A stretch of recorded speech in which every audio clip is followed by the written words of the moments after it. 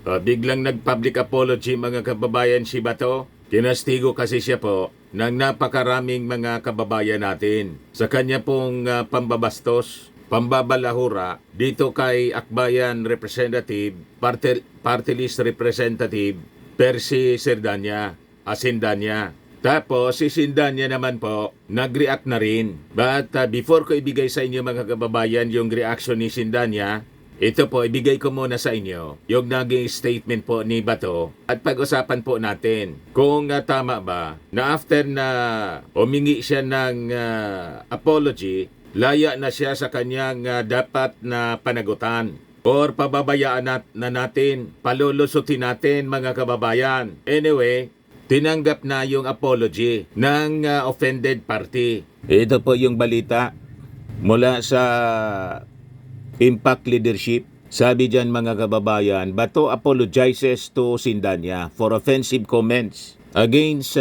Akbayan Party List Representative Percy Sindanya, admitting that he let emotions get the best of him. Sindanya had earlier responded to online attacks, particularly comments mocking his appearance. Sabi ni Sindanya, tabingi ang mukha ko dahil ang baklang ngiwi na ito ay stroke survivor. Yakap na maigpit sa mga kapwa ko stroke survivor. Sindanya posted on social media on Saturday, February 8. A day later, De La Rosa issued a public apology acknowledging that his words were inappropriate and hurtful. Sabi ni De La Rosa sa kanyang statement, the past few days have weighed heavily on Filipinos, especially sa aming mga Mindanawans at ibang Cebuano-speaking people. Maraming nagalit at dahil sa nag-empathize ako sa galit nila, nakapagbitiw ako ng mga salitang hindi maganda at nakapanakit ng damdamin ng iba, sabi ni De La Rosa. I apologize for what I said and did, particularly in failing to see the bigger picture. My apologies to Congressman Percy Sindanya for my offensive comments on his person. I wish him good health. O ngayon, nag-respond na rin po si Sindanya.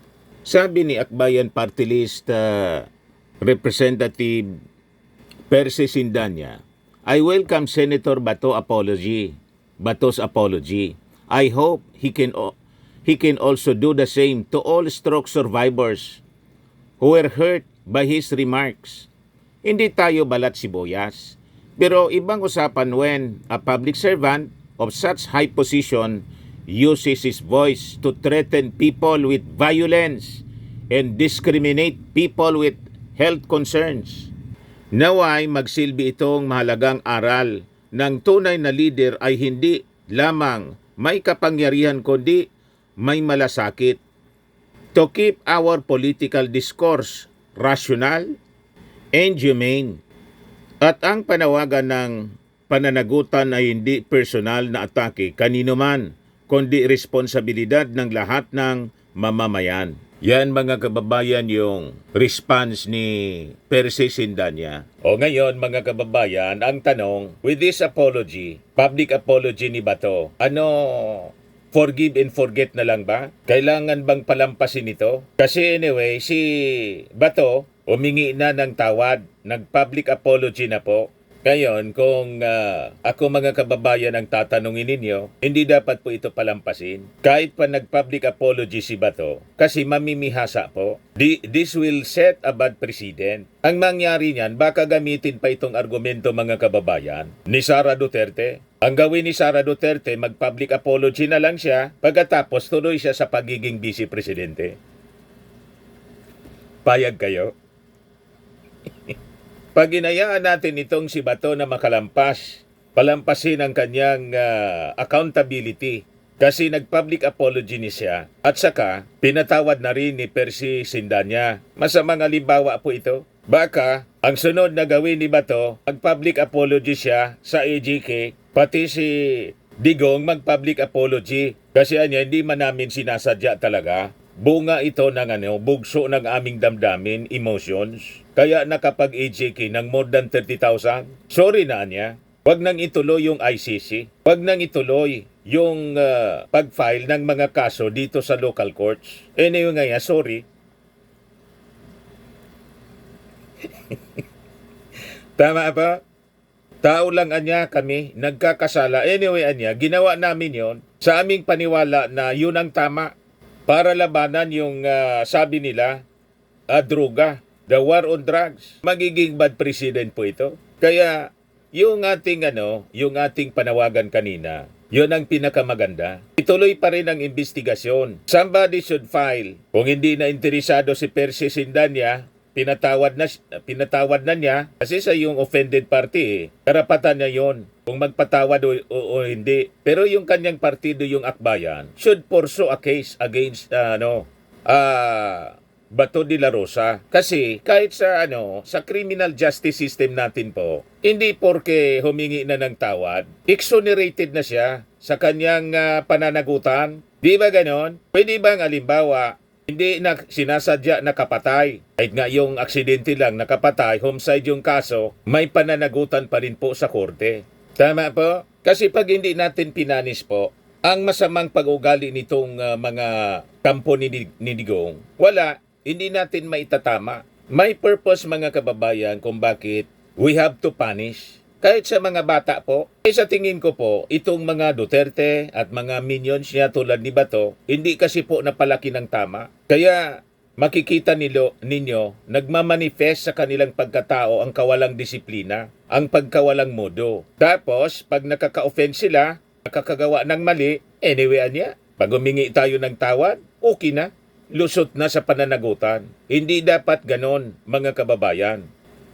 He has to suffer the consequences of his action. Kaya yun po ang purpose ng punishment. What is the purpose of punishment according to the behavioral perspective? Sabi diyan, the goal of punishment is to either reduce or stop a behavior.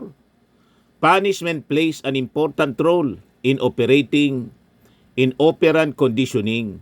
Operant conditioning is a learning method that utilizes rewards in punishment to modify behavior. Pinag-aralan po ng mga psychologists, ng mga eksperto ng mga behavioral scientists, eksperto sa pag-uugali ng isang tao. Pag ginayaan natin ang ganitong ugali ni Bato de la Rosa na pag siya naka-offend, tapos later on, kasi kinastigo siya mga kababayan ng ating mga mamamayang Pilipino, inundi na siya, simple ang gagawin niya, mag-apologize lang, tapos lusot na, paulit-ulit niya itong gagawin. He has to suffer the consequences of his actions. He has to be punished kahit na siya po nag-public apology. Kasi pag ganito na ang mangyayari, uulit-ulitin niya po. Anyway, public apology niya ako later, wala na, lusot na ako. Tama po, mga kababayan, we're setting a very bad precedent. At baka kopyahin po ni Sara Duterte, public apology na lang niya ako doon sa sinabi kong gusto kong ipapatay si President BBM, si Lisa, pagkatapos si Martin Romualdez. Pag nag-public apology niya ako, kahit hindi man totoo sa aking puso, lusot na ako. Si Digong din, public apology niya ako sa AGK. Ganon ang mangyayari. Paano naman po yung ating mga naging biktima niya? Nakuha ninyo mga kababayan yung ating punto? Kahit nga po sa mga bata, pag hindi seryoso, yung kanyang nagawang kasalanan, yung punishment niya, may punishment pa rin po. Pero yung punishment, commensurate doon sa seriousness ng kanyang nakomit na kasalanan. Yan ang punto rito po, mga kababayan. So, sabi rito, what is the essence of punishment? Sabi diyan, the essence of punishment is to restrict a criminal's will by depriving him of the right to be the sole author of his own actions. Ang central aim ng punishment is retribution. Ibig sabihin, kailangan kang ipunish para ma-realize mo may kabayaran ang bawat kasalanan. Hindi pwedeng walang kabayaran ang kasalanan. Lagi dapat may kabayaran ang kasalanan. Kahit na po sa PNP, alam ito ni Bato kasi pulis siya, na late ka sa iyong training. Pwede bang sorry na lang? Kasi late kang dumating sa schedule ng training mo. Hindi ba may automatic na kabayaran po? Ano yung retribution mga kababayan? Ano yung punishment sa pagka-late? Depende sa rules ninyo. Kami noon nang nasa ROTC, pinapatakbo kami, mga kababayan, sa napakalawak na compound ng eskwelahan, 10 beses kaming tatakbo. So ito dapat ang mangyari kay Bato de la Rosa. He has to be punished. Hindi pwedeng wala sa kanyang mga binitawang masasamang salita, kahit pinatawad pa siya ni Percy Sindanya, he has to suffer punishment. Pag hindi po, uulitin niya yan at magiging masamang halimbawa ito para sa ibang mga public official. Si Batuan niya, nagsorry lang. Ayos na, pinatawad na, wala na niya. So, nagets ninyo ang ating punto mga kababayan? Kaya sabi rito, what is the purpose of punishment according to retributive theory? The retributive theory of punishment insists that punishment are given because criminals deserve them. This view holds that state-administered punishments are measured responses to the harms committed by criminals. It does not claim to be beneficial for the victims of or society more generally. So naintindihan na po ninyo. So kailangan siguro po pag-aralan ninyo ito. Kaya ini-insist natin na si Bato po kailangang filean po ng ethics complaint sa Senado. Kailangan siyang isanction po bilang isang senador. By his own admission, abusive yung kanyang binitawang salita para hindi na po maulit ito. And si Percy Sindanya, siguro I suggest, mag-sponsor ka ng isang batas na punishing ang ganitong mga uri ng behavior, lalo na ng isang public official, para sa susunod na mga panahon, itong mga kababuyan po, kabastusan ng mga nakaupong opisyal, lalo na po itong mga allied sa mga Duterte at mismong mga Duterte na masasama ang bibig, matuldo ka na po mga kababayan sa pamamagitan ng pagpasa ng isang batas that will punish severely this kind of behavior. Ang ganitong uri ng pagmamalabis. So ito po yung abstract kung bakit po sa criminal justice system importante ang pagpapunish. Sabi rito, there are 3 possible ways a society can cope with crime, including punishing the offender. Kasi imagine, sapakingkuan niya yan si Percy Sindanya para mabalansi yung kanyang ngiwi na mukha. So napakagaan sa kanila mga kababayan, sa kanya, including si Digong. Ganon din ang ugali ni Digong, pati si Sara. Pati ng kanyang mga minions. Kasi nga po, tinitingala sila na mga leaders. Parang napakadali sa kanila ang manakit ng tao, manampal. Si Glenchong gustong sampalin, kabila ang mukha daw. Si First Lady Lisa Marcos. Imagine that. So namimihasa sila mga kababayan kasi hindi napapanish. Yung kanilang violent tendency, kailangang tuldukan po natin. Huwag nating palampasin ang ganyang uri ng pag-ugali nila po. Kaya sabi rito, there are 3 possible ways a society can cope with crime, including punishing the offender, treating the offender, and preventing crime through manipulation of the factors that produce it. Specific ideologies which govern a society's response to those who violate its laws may be discerned. In the therapeutic or treatment ideology, the offender is viewed as being sick in that he is the victim of social psychological forces or of defective conditioning of his personality. Itong pamilya Duterte po, sabi ko nga po sa inyo, pati si Bato, ito'y aking pananaw based dito sa abstract, sinulat ng mga behavioral scientist. Produkto kasi sila, hindi na palaki ng maayos ng kanilang magulang. Kasi kung napalaki sila ng maayos ng kanilang magulang, hindi niyang gagawin. Tingnan ninyo ang mga Marcoses, mga kababayan. Si Sandro Marcos, may breeding na palaki ng maayos ng magulang. Naringgan ninyo ang pamilya Marcos na magsalita ng masasama. Kahit nga si Amy Marcos, naiinis tayo. Kasi hanggang ngayon, kampi pa rin sa mga Duterte. Despite na gusto nang ipapatay yung kanyang kapatid, ipahukay ni Sara Duterte yung kanyang tatay. Kumampi pa, naringgan ninyo ng masasamang salita si Amy Marcos? Di ba hindi? Si Sandro, naringgan ninyo si Sandro ng masasamang salita? Kaya sabi ni Sandro, nagtaka pa niya kayo? kung bakit ako ang unang pumirma sa impeachment sa mga congressman na nag-endorse ng fourth impeachment para kay Sara Duterte. Gustuhan niyang pahukay yung aking tatay, ay yung aking lolo, ipapatay yung aking tatay, nanay, at tito. Nagtaka pa talaga nga niya kayo.